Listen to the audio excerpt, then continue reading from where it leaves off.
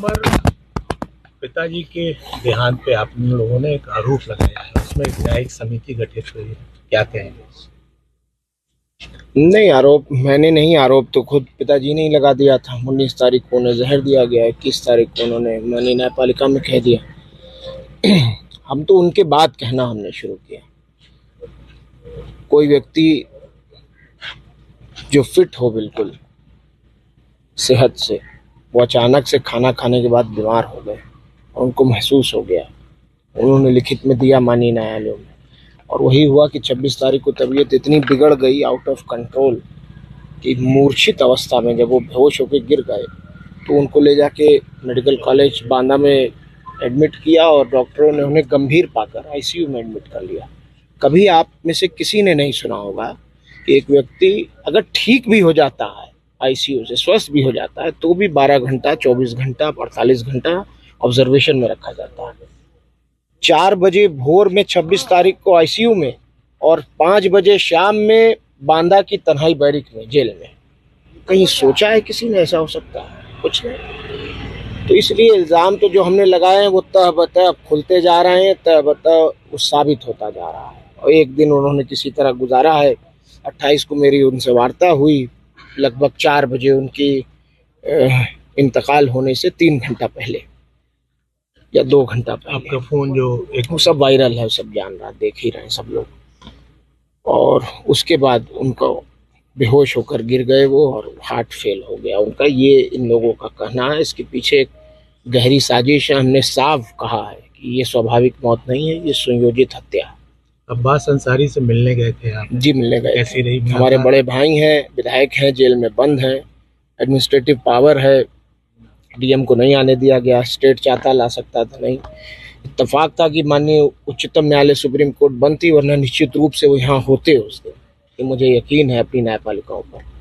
लेकिन चलिए, नहीं आ पाए। अब आगे के लिए हम लोग प्रयास करेंगे। स्वस्थ हैं, ठीक हैं, बहुत ज़्यादा हिम्मत से हैं, बहुत साबिर हैं, बहुत सब्र कर रहे हैं। कहेंगे क्या यार, पुत्र के लिए पिता सब कुछ होता है भैया। आप खुद सोचो, आप भी किसी के पुत्र हो गए।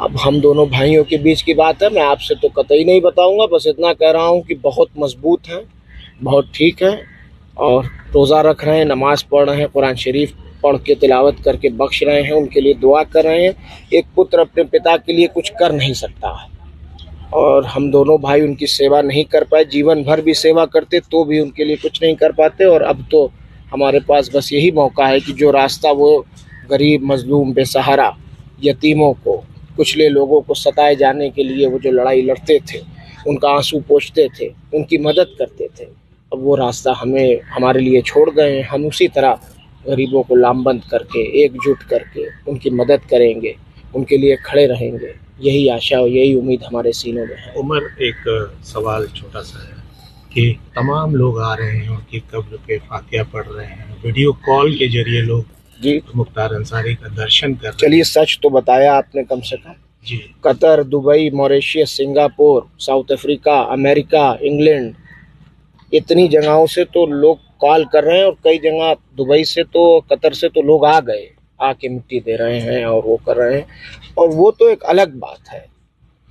जो गरीब जनता है पूरे 7-8 जनपदों में, बहुत ज़्यादा दुखी है। बहुत लोग 3-3 दिन, 4-4 दिन तक तो खाना नहीं बना, लोग दही खा के रहे हैं। और हर वर्ग में ये हाल है, हर वर्ग में। और उस दिन का जो जनाजा था, वो सही कहा विधायक जी ने अभी, कि उस जनाजे ने उस मीडिया के जो प्रोपेगेंडा था माफिया और गुंडा कहने का, उसका भी जनाजा उसी दिन निकाल दिया।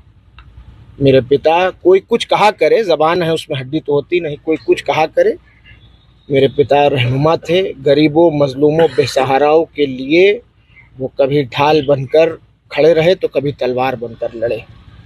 उमर, एक सवाल पब्लिक के बीच में है, जनता भी जानना चाहती है कि मुख्तार अंसारी के आप 2 पुत्र थे, और उनकी जो पत्नी है, आपकी माता जी, उन्होंने शायद दर्शन नहीं किया। सही बात। उनके लिए क्या करना है, वो क्या हाजिर होंगे? मेरी वकील से बात हुई थी, हाई कोर्ट इलाहाबाद की गोपाल चतुर्वेदी जी, वो मेरी वालदा के, मेरी माता जी के वकील हैं। उन्होंने बताया कि हम जुडिशियल रेमेडी लिए हुए हैं, उम्मीद है कि जल्द इंसाफ मिले। उम्मीद तो हमें रखनी चाहिए, उम्मीद रखें। तमाम लोग दर्शन कर रहे हैं, आप भी चाहेंगे कि माँ जो है वो। अब जख्मों को मत खुरेदिए। मैंने बहुत साहस, बहुत हिम्मत, बहुत धाड़स बना रखा है। मैं 25 साल का ही हूँ अभी। मेरा भाई नहीं है, मेरी माँ नहीं है, मेरे पिता चले गए हैं।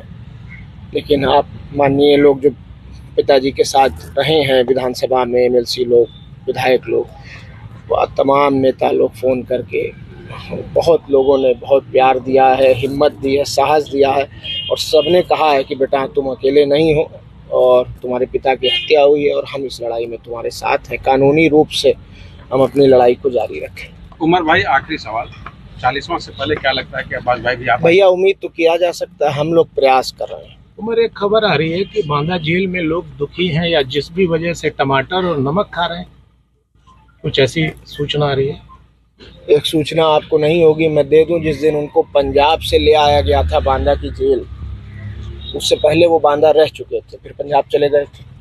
पंजाब से जब वापस सुप्रीम कोर्ट के ऑर्डर पे लाया गया तो सुप्रीम कोर्ट ने कहा था कि उनकी मेडिकल एडिक्वेट फैसिलिटीज़ का ध्यान रखा जाए। और जब बांदा की जेल लाया गया था तो बांदा की क्यारी में, जेल की क्यारियों में कोई फूल नहीं बचा था। ये बात किसी को पता नहीं, मैं आज खोल रहा हूँ इस राज को।